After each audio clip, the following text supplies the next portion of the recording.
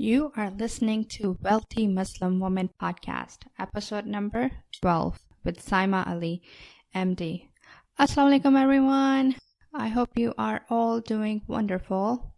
I've been trying to juggle a couple of things and just been so overwhelmed. It's my husband's birthday this weekend actually. My daughter's birthday in the beginning of October, and then we're trying to plan a little trip to Morocco in November, inshallah.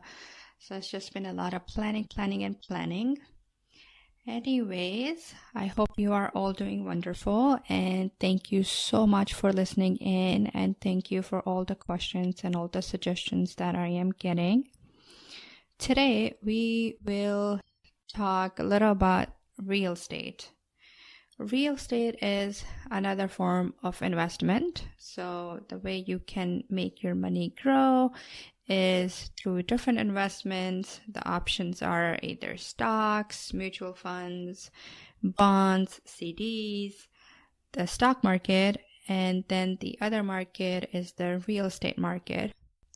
Now, in a lot of ways, the real estate market is very similar to the stock market in terms that in real estate market, you also have a cycle where the market goes through the peaks and then the downs, and the same rules apply that you always want to buy low and try to sell high, but it is also very different in other ways. Some of the other rules that would be same is you can have speculation in real estate market as well versus real investing, where you are doing thorough research and using some sort of rules to see if a particular property is a good investment versus just taking a hint from somebody that this could be a good deal and just going in blindsided. Now, you can make a lot of money with real estate, but again, this is not a get-rich-quick scheme either. There's a lot of planning involved. There's a lot of patience involved. There's a lot of persistence involved. So I don't want you to think that this is something that you could do on the side and you're just going to become a millionaire. Yes, there are chances of doing that and people do it, but it does take a lot of persistence, a lot of planning, a lot of patience to get there. It is a lot of work involved. Nothing comes easy in this world. I remember the first time I bought my house, I was in residency down in Virginia, Richmond, Virginia, and I purchased it in my intern year. It was interesting experience. So when I moved down there, I initially rented a place. I wanted to become familiar with the areas and see which areas might be a good investment before I purchased. So when I moved down to Richmond, Virginia, I initially got an apartment to live in, and I got in contact with a real estate agent, and I started seeing different neighborhoods, different properties at my free time whenever I got off work or if I had a weekend off. And I ended up buying a foreclosure property at much lower than its market value.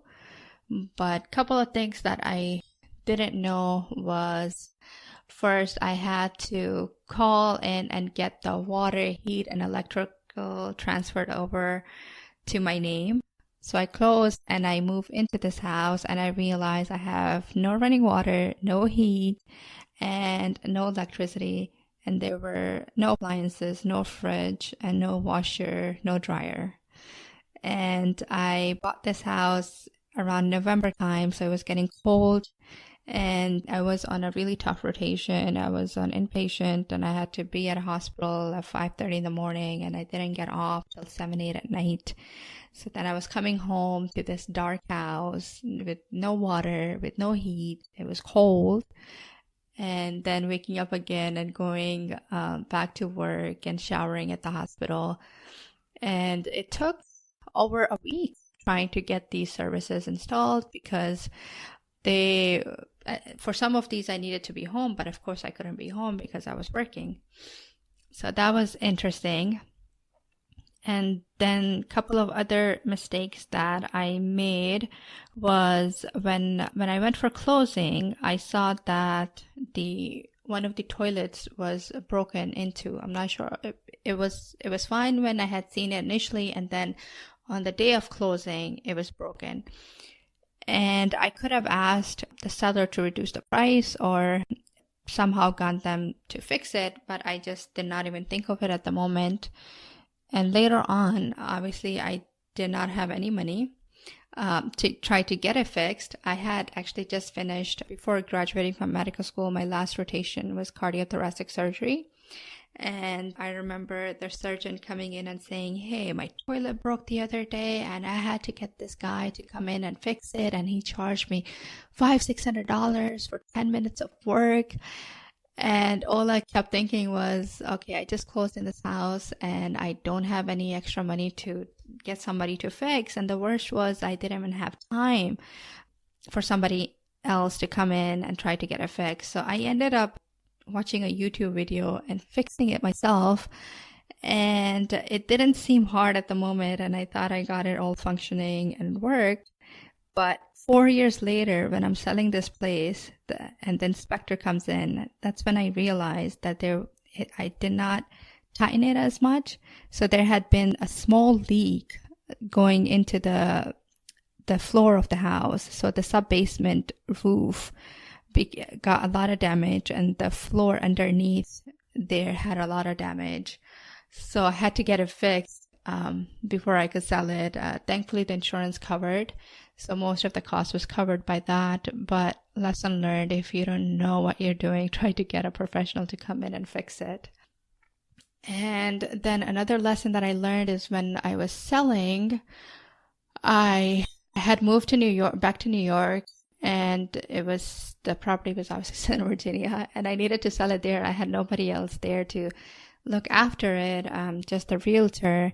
And I ended up giving my appliances and everything in the price that I sold it at, but I could have asked for extra money or asked them to pay or ask them to decrease my closing cost or something.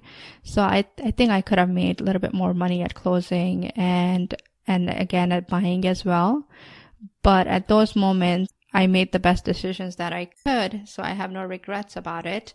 But these are some of the things to pay attention to and to try to avoid when you are purchasing your first property.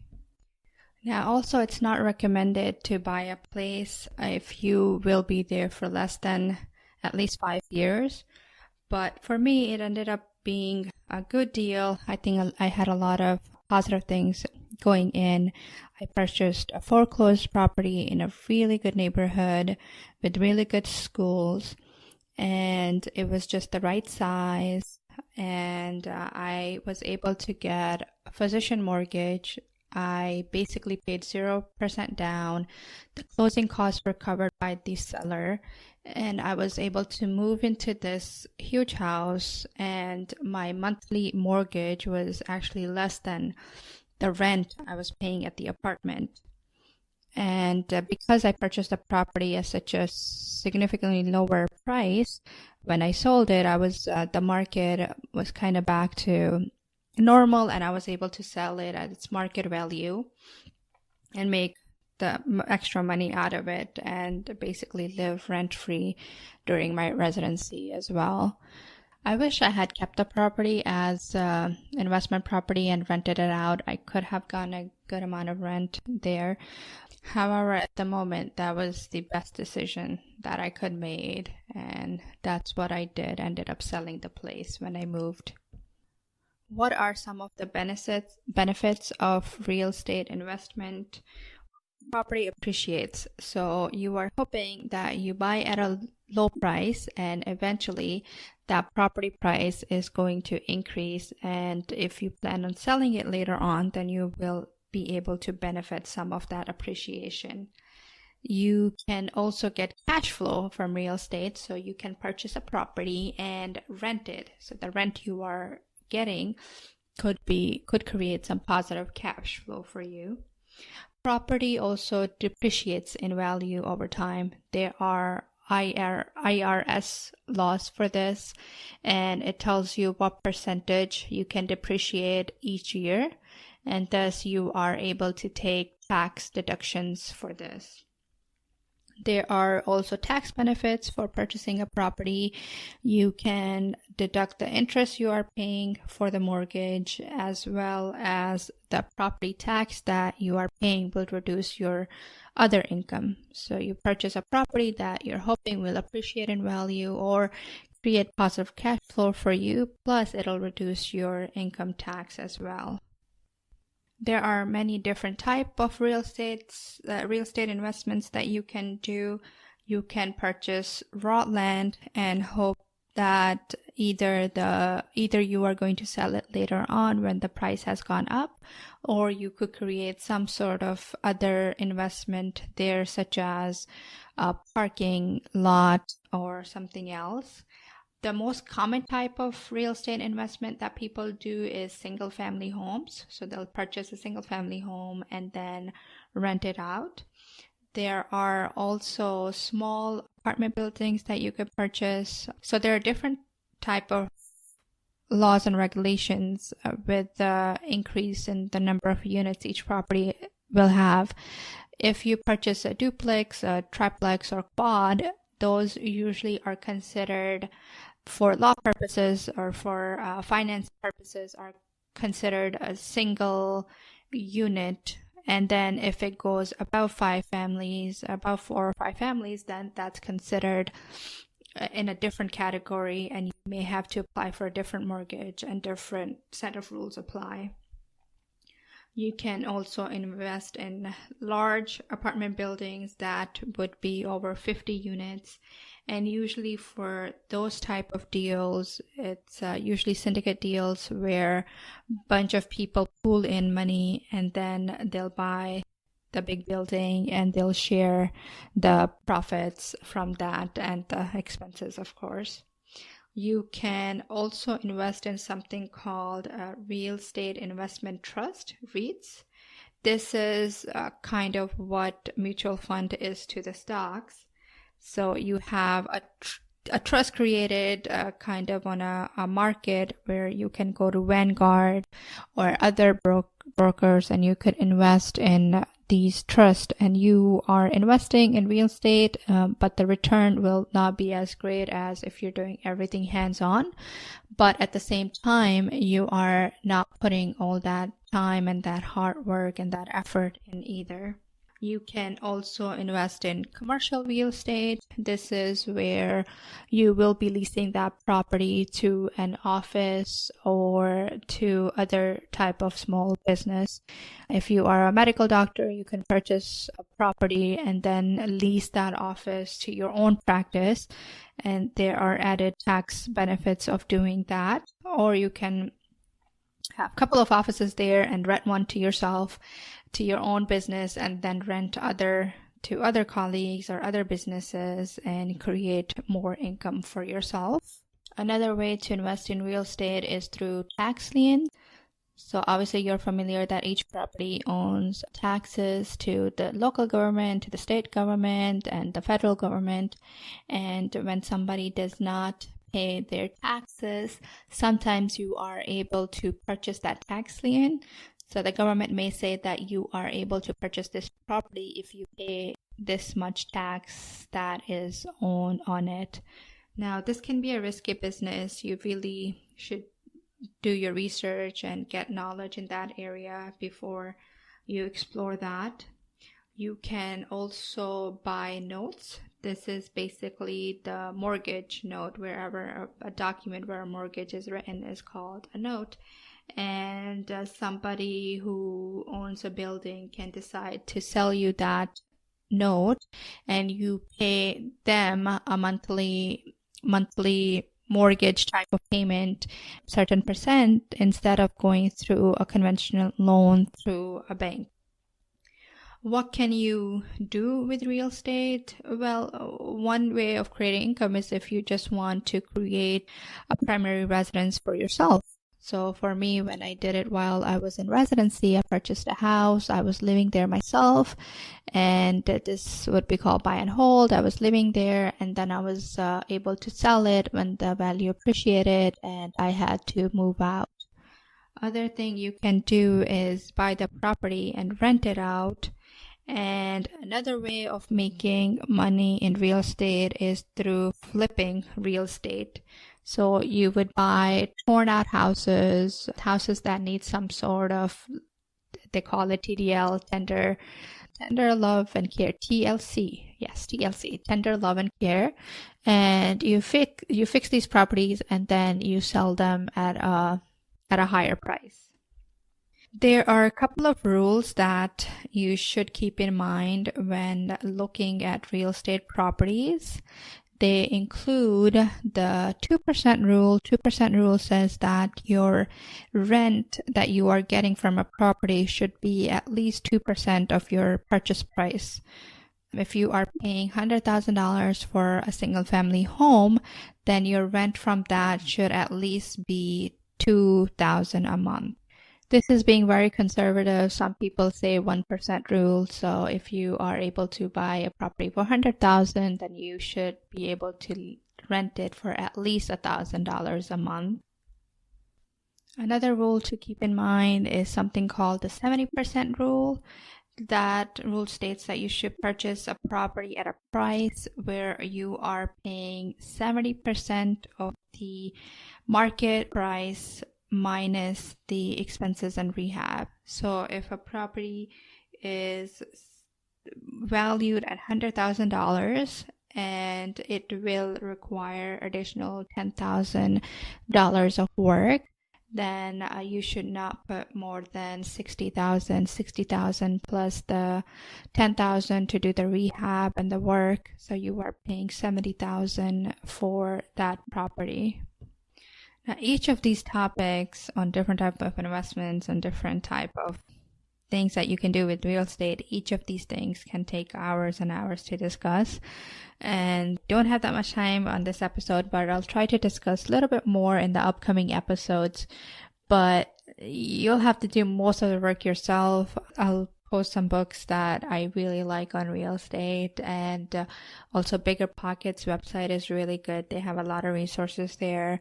Their podcast is also pretty good, so you can try listening to that as well. There are other ways to have a career in real estate instead of purchasing properties. You can become a real estate agent. You can also become a real estate agent if you want to invest, and you can save some money on commissions that you would be paying to an agent. However, you will also have to pay annual fees to the broker, so make sure that you are bringing in some income for enough to pay for that, to pay to stay active as a real estate agent.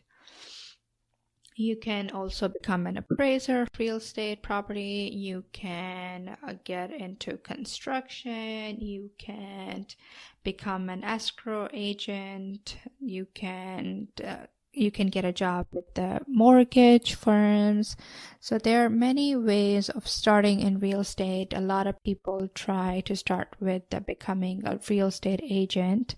That also gets you list of MLS listing. This is basically a listing of real estates in certain areas that you will have access to. You do need a good team when you start investing in real estate. So you will need a real estate agent, you will need an attorney who can look at your paperwork, you will need a mortgage broker, you will need good accountants once you start getting good income from these properties, and you need somebody to help keep the bookkeeping and everything in line. You will need contractors if you are going to be doing flip and flipping properties, and you will need some time. Now you can start into real estate even when you are working full time. It is actually recommended that you keep your job until you get your feet wet and until you get comfortable with what real estate is, and when you start making money, and then you can decide if you want to leave your current job and you have enough financial income coming from real estate.